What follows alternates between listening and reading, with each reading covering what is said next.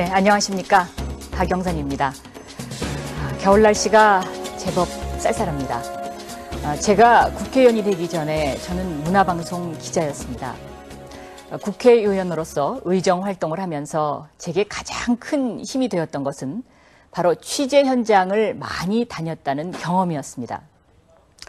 구로동의 벌집촌, 그곳에서 만난 공부하고 싶어도 공부할 수 없었던 한부모 가정의 아이들, 강남 사는 것이 오히려 서름인 강남 구령마을 사람들의 애환, 이러한 어려운 사람들의 삶의 현장이 늘 가슴속에서 지워지지 않았습니다. 누군가 그런 얘기를 했죠.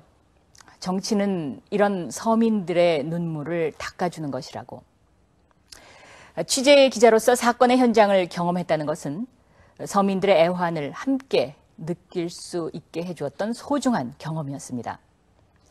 이런 경험들은 아직도 제 취재 수첩 속에 남아있는 의혹이 풀리지 않았던 사건을 더 집중적으로 파헤칠 의욕을 불러일으키는 소중한 자산입니다. 그 대표적인 것이 바로 삼성의 금산법 관련 로비 의혹이었고요. 또 다른 하나가 이명박 후보와 BBK 주가 조작 사건입니다. 시기는 7년 전 2000년으로 거슬러 올라갑니다. 2000년 11월 저는 서울시청 앞 삼성생명 17층에 있었던 BBK 사무실에서 이명박 사장을 인터뷰했던 사람입니다. 그날은 오늘보다 조금 포근했지만 날씨가 쌀쌀한 편이었습니다. 그날도 제가 이 옷을 입었었던 것으로 기억합니다. 이명박 사장과 취재진은 바로 그 BBK 사무실에서 만났습니다. 삼성생명 건물도 훌륭하지만 이명박 후보 BBK 사무실도 훌륭했습니다. 세련된 인테리어와 커다란 회의 테이블이 인상적이었습니다. 바로 커다란 회의 테이블이 놓여있던 그 사무실에서 이명박 후보를 인터뷰했습니다. 당시 문화방송 취재진은 두 가지에 관심이 있었습니다. 하나는 이명박이라는 사람이 현대건설을 떠나서 정치계로 가서 실패한 이후에 금융계에서 재기한다는 점에 호기심이 있었습니다. 또 다른 하나는 부도 위기를 눈앞에 두고 있는 현대건설의 향후 진로와 관련해서 전임 현대건설 사장으로서의 견해를 듣고 싶은 것이었습니다. 당시 이명박 사장은 금융가의 영웅이 무척 되고 싶어하는 눈치였습니다. 당시 IMF 이후에 벤처 열풍이 불던 때였습니다. 금융업도 벤처 열풍을 타고 사람들의 관심을 갖던 그런 업종이었습니다. 금융이 신성장 업적으로 주목받고 인터넷 뱅킹이 도입되면서 뭔가 새로운 것으로 다시 주목받고 싶어하는 모습이 이명박 사장에게 역력했습니다. 이명박 사장은 신종 기법이었던 아비트리지 거래, 즉 현물과 선물 간의 차익 거래에 대해서 상당한 매력을 느끼고 있었습니다. 그러면서 사무실 직원 가운데 한 사람을 부르더니 아비트리지 거래의 귀재라고 극찬을 했습니다. 그 사람이 바로 김경준 씨였습니다. 김경준 씨는 우리 취재진이 인터뷰하던 바로 그 옆방, 그곳을 트레이딩 룸이라고 불렀는데 그곳에 있었습니다. 이명박 사장은 김경준 씨가 미국에서 명문대학을 나온 천재라고까지 얘기를 하면서 아비트리지 거래는 수학을 잘하는 사람이 잘할 수 있는 우리나라에는 아직 잘 알려지지 않는 투자 방법이라고 열변을 토했습니다. 김경준 씨는 그 당시에 좀 특이한 헤어스타일을 하고 있었습니다.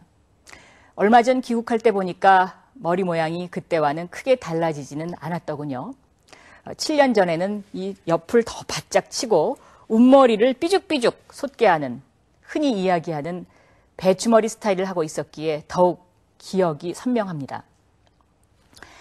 이명박 사장은 주식시장이 좋지 않지만 이 사람은 지금까지 아비트리지 거래로 평균 수익률을 웃도는 13% 이상의 수익을 내고 있다. 아비트리지 거래라는 것은 순간의 차익 거래로 이익을 내는 것이라 절대 손해를 보지 않는다.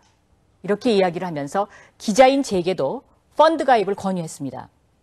그 펀드가 바로 마프 펀드인 것입니다. MAF, 즉 M, 밀레니엄, A, 아비트리지, MAF 펀드인 것입니다. MAF는 밀레니엄 아비트리지 펀드의 약자입니다. 그런데 그로부터 7년이 지난 올해 가을, 2007년 가을에는 어떤 일이 있었습니까?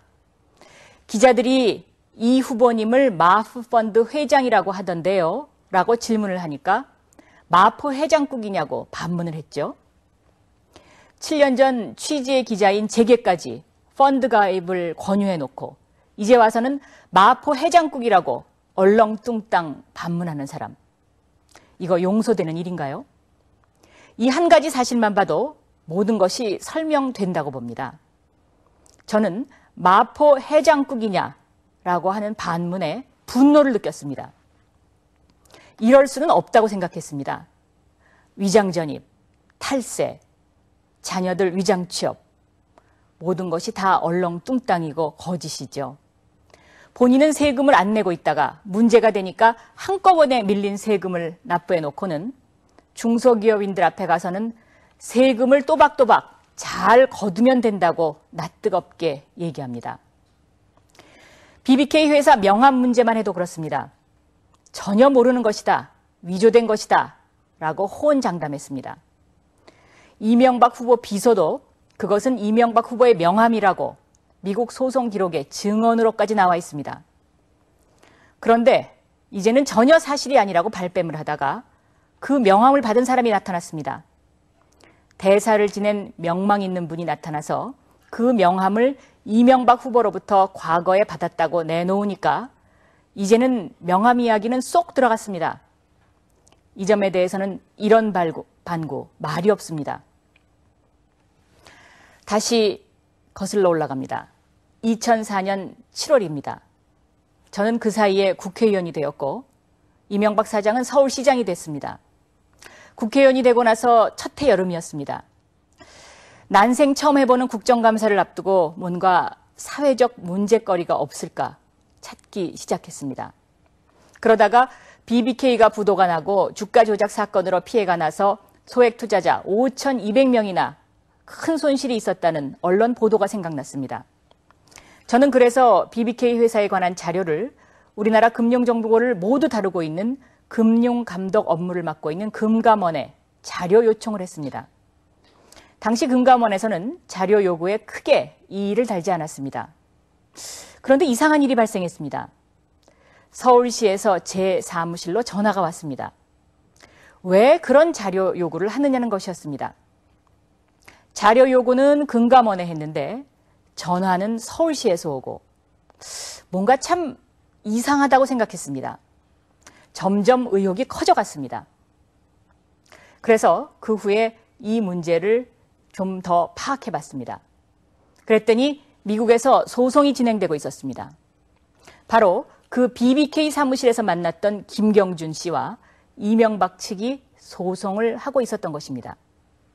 더 특이한 것은 이명박 후보 측에서 제가 취재하고 보도했던 화면, 즉 삼성생명 빌딩 BBK 사무실에서 김경준 씨와 이명박 사장이 함께 있는 화면을 증거에서 배제해달라고 신청을 했다는 사실이었습니다.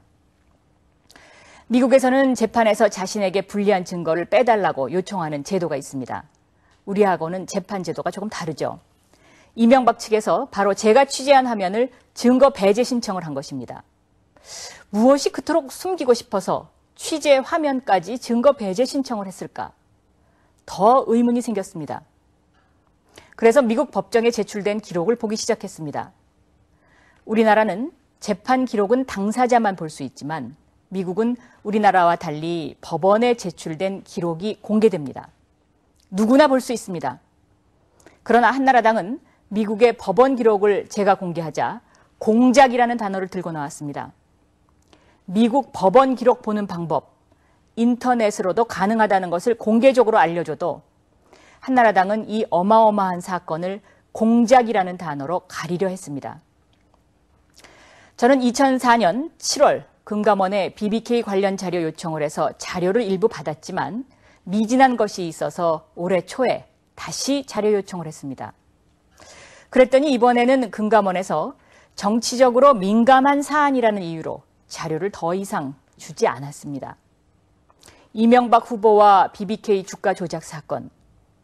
이것은 어찌 보면 2004년 여름에 미리 자료 요청을 하지 않았다면 미궁 속으로 들어갈 수도 있었을 법한 사건이라는 생각이 듭니다.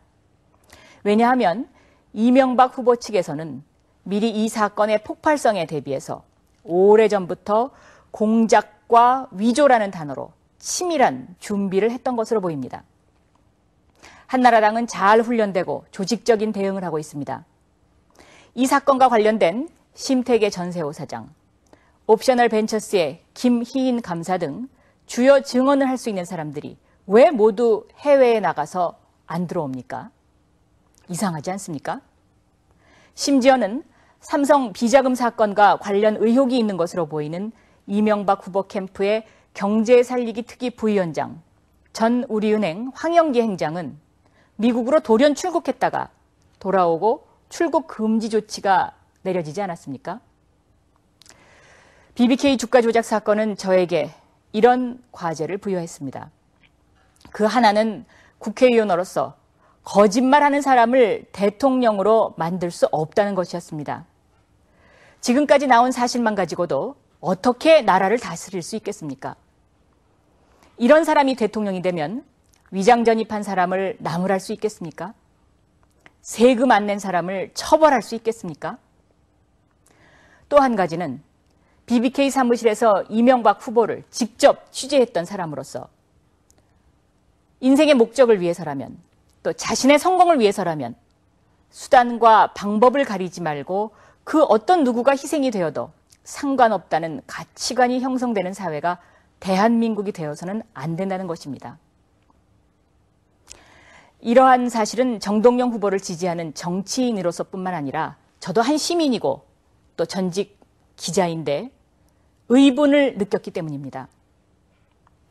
BBK 주가 조작 사건은 힘 있는 사람, 다시 말해서 이명박 후보의 주변 사람, 친인척은 손해를 본 사람이 없습니다.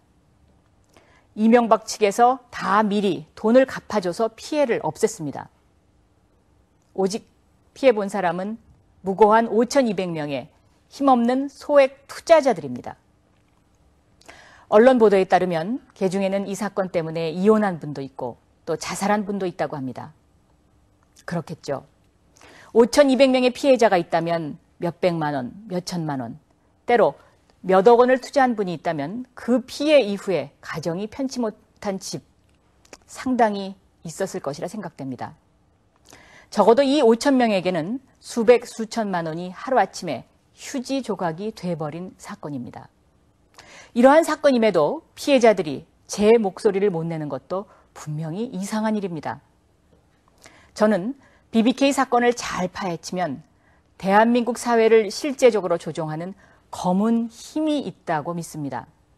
22년 동안 방송 기자를 해본 경험이나 또 4년간의 정치 경험에 비춰볼 때 아직 이러한 검은 힘의 존재를 확신합니다.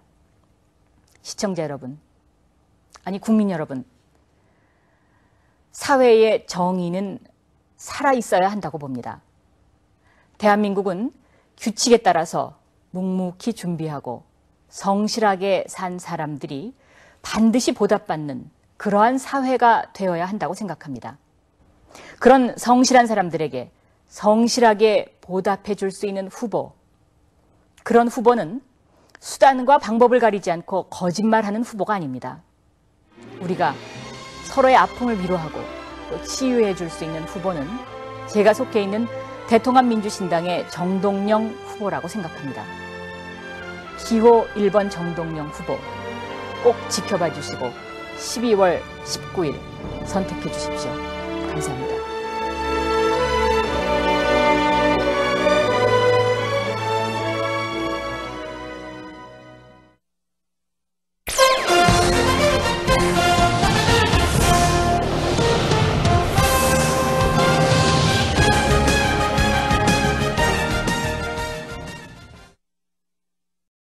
제가 이명박 후보와 BBK 주가 조작 사건에 대해서 관심을 갖게 된 것은요. 제가 바로 서울시청 앞에 있는 삼성생명 빌딩 17층 BBK 사무실, 그곳에서 이명박 후보를 인터뷰했고요. 이명박 후보는 김경준을 아비트리지, 즉 차익거래의 귀재라고 극찬을 했었습니다. 그리고 그 현장에서 인터뷰할 당시에 저에게 아비트리지 펀드에 가입하라고 했습니다. 그것이 바로 마프 펀드입니다. 그 펀드에 가입을 하라고 그러고서 요즘에 와서 기자들이 이명박 후보가 마프 펀드 회장이라고 그러던데요? 이렇게 질문을 하니까 뭐라고 대답했습니까? 마포 해장국이냐고요? 이렇게 대답했죠.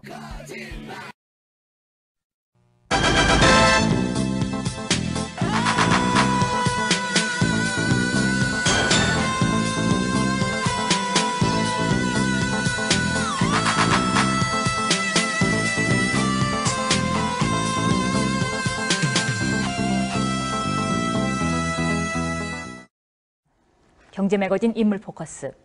현대건설 신화의 주역 이명박 회장은 이러한 현대 사태를 어떻게 보고 있는지 만나봤습니다. 8년 만에 재계로 컴백하신 건가요? 그렇죠. 1992년 초에 그만뒀으니까 한 18,000년 막 지나간 거죠. 현대를 떠난 이후 정계에 머물다가 이뱅크 증권을 창업해서 금융업으로 돌아온 이명박 회장은 현대에 관해서는 몹시 말을 아끼려 했습니다. 왜 현대건설이 이 지경이 됐다고 생각하느냐는 몇 차례의 질문 끝에 어렵사리 무리한 대북 사업을 큰 원인 중에 하나로 들었습니다. 내가 갖고 있는 주식을 처분을 해야 될 필요성이 있으면 해야 되죠. 그것도 갖고 있고 또 이것도 살리고 싶으면은 이게 안 된다는 뜻이죠. 근데 그건 좀 이거 대신 다른 걸 팔 건 팔아야 되겠죠. 내 주식을 갖고 있는 걸. 예를 들면 뭐 정몽원 회장의 보유 주식을 처분하라는 의미냐고 거듭 질문했습니다. 그 정도 가지고는 안 되겠죠. 그건 그 한두 가지 가지고만 안 될 겁니다. 왜냐하면 이 유동성을 살리려고 하면은 금년 연말까지 겨우 돌아가게 만드는 거는 해결이 아니죠. 저는 이것이 완전히 이것은 관계가 전혀 없는 상황이기 때문에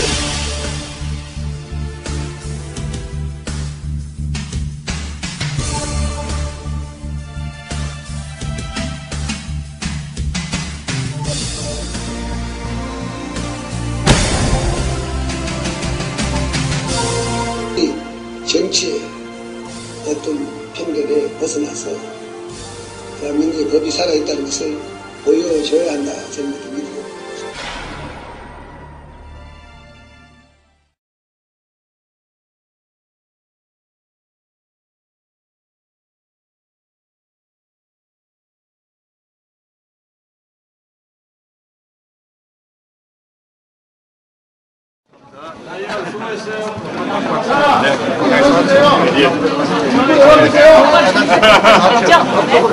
왜 그러세요? 저 똑바로 잘 못 보시겠죠? 그런 줄 알아요. 부끄러운 줄 아세요, 진짜. 듣고 싶은 것이었습니다.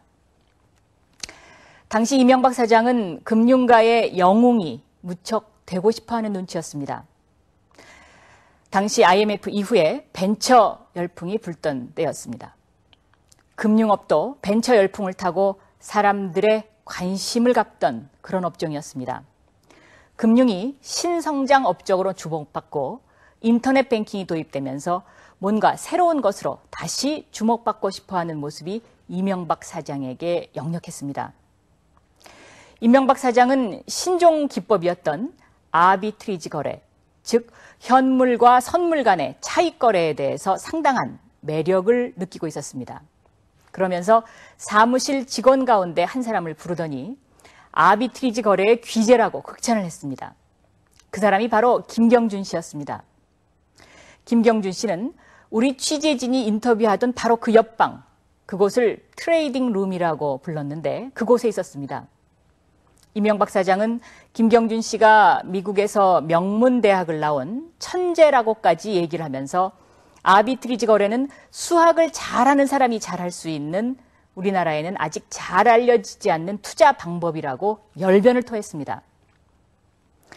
김경준 씨는 그 당시에 좀 특이한 헤어스타일을 하고 있었습니다. 얼마 전 귀국할 때 보니까 머리 모양이 그때와는 크게 달라지지는 않았더군요.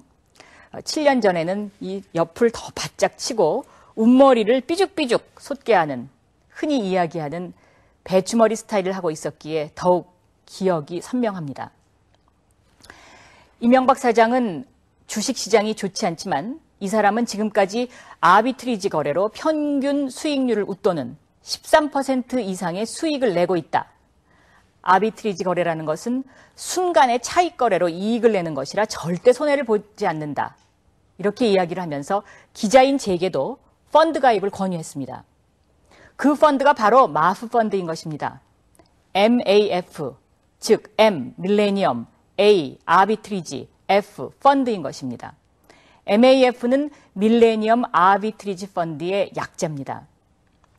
그런데 그로부터 7년이 지난 올해 가을, 2007년 가을에는 어떤 일이 있었습니까? 기자들이 이 후보님을 마프 펀드 회장이라고 하던데요? 라고 질문을 하니까 마포 해장국이냐고 반문을 했죠. 7년 전 취재 기자인 제게까지 펀드 가입을 권유해놓고 이제 와서는 마포 해장국이라고 얼렁뚱땅 반문하는 사람. 이거 용서되는 일인가요? 이 한 가지 사실만 봐도 모든 것이 설명된다고 봅니다. 저는 마포 해장국이냐라고 하는 반문에 분노를 느꼈습니다. 이럴 수는 없다고 생각했습니다.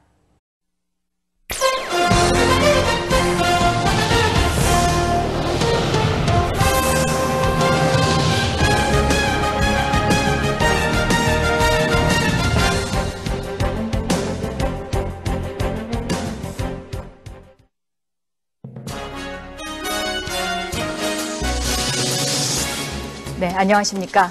박영선입니다. 겨울 날씨가 제법 쌀쌀합니다. 제가 국회의원이 되기 전에 저는 문화방송 기자였습니다. 국회의원으로서 의정 활동을 하면서 제게 가장 큰 힘이 되었던 것은 바로 취재 현장을 많이 다녔다는 경험이었습니다. 구로동의 벌집촌, 그곳에서 만난 공부하고 싶어도 공부할 수 없었던 한부모 가정의 아이들, 강남 사는 것이 오히려 서름인 강남 구령마을 사람들의 애환, 이러한 어려운 사람들의 삶의 현장이 늘 가슴속에서 지워지지 않았습니다. 누군가 그런 얘기를 했죠. 정치는 이런 서민들의 눈물을 닦아주는 것이라고. 취재 기자로서 사건의 현장을 경험했다는 것은 서민들의 애환을 함께 느낄 수 있게 해주었던 소중한 경험이었습니다. 이런 경험들은 아직도 제 취재 수첩 속에 남아있는 의혹이 풀리지 않았던 사건을 더 집중적으로 파헤칠 의욕을 불러일으키는 소중한 자산입니다. 그 대표적인 것이 바로 삼성의 금산법 관련 로비 의혹이었고요. 또 다른 하나가 이명박 후보와 BBK 주가 조작 사건입니다. 시기는 7년 전 2000년으로 거슬러 올라갑니다. 2000년 11월 저는 서울시청 앞 삼성생명 17층에 있었던 BBK 사무실에서 이명박 사장을 인터뷰했던 사람입니다. 그날은 오늘보다 조금 포근했지만 날씨가 쌀쌀한 편이었습니다. 그날도 제가 이 옷을 입었었던 것으로 기억합니다. 이명박 사장과 취재진은 바로 그 BBK 사무실에서 만났습니다. 삼성생명 건물도 훌륭하지만 이명박 후보 BBK 사무실도 훌륭했습니다. 세련된 인테리어와 커다란 회의 테이블이 인상적이었습니다. 바로 커다란 회의 테이블이 놓여있던 그 사무실에서 이명박 후보를 인터뷰했습니다. 당시 문화방송 취재진은 두 가지에 관심이 있었습니다. 하나는 이명박이라는 사람이 현대건설을 떠나서 정치계로 가서 실패한 이후에 금융계에서 재기한다는 점에 호기심이 있었습니다. 또 다른 하나는 부도위기를 눈앞에 두고 있는 현대건설의 향후 진로와 관련해서 전임 현대건설 사장으로서의 견해를 느꼈기 때문입니다. BBK 주가 조작 사건은 힘 있는 사람, 다시 말해서 이명박 후보의 주변 사람, 친인척은 손해를 본 사람이 없습니다. 이명박 측에서 다 미리 돈을 갚아줘서 피해를 없앴습니다. 오직 피해본 사람은 무고한 5,200명의 힘없는 소액 투자자들입니다. 언론 보도에 따르면 그중에는 이 사건 때문에 이혼한 분도 있고 또 자살한 분도 있다고 합니다. 그렇겠죠. 5,200명의 피해자가 있다면 몇백만 원, 몇천만 원, 때로 몇억 원을 투자한 분이 있다면 그 피해 이후에 가정이 편치 못한 집 상당히 있었을 것이라 생각됩니다. 적어도 이 5,000명에게는 수백, 수천만 원이 하루아침에 휴지 조각이 돼버린 사건입니다. 이러한 사건임에도 피해자들이 제 목소리를 못 내는 것도 분명히 이상한 일입니다. 저는 BBK 사건을 잘 파헤치면 대한민국 사회를 실제적으로 조종하는 검은 힘이 있다고 믿습니다.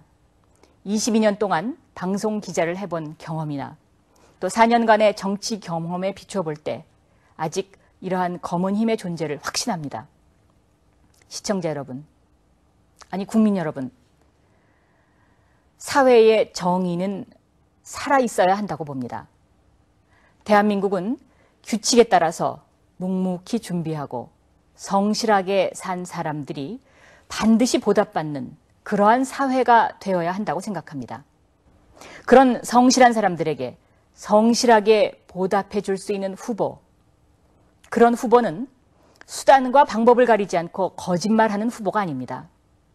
우리가 서로의 아픔을 위로하고 또 치유해 줄 수 있는 후보는 제가 속해 있는 대통합민주신당의 정동영 후보라고 생각합니다. 기호 1번 정동영 후보 꼭 지켜봐 주시고 12월 19일 선택해 주십시오. 감사합니다.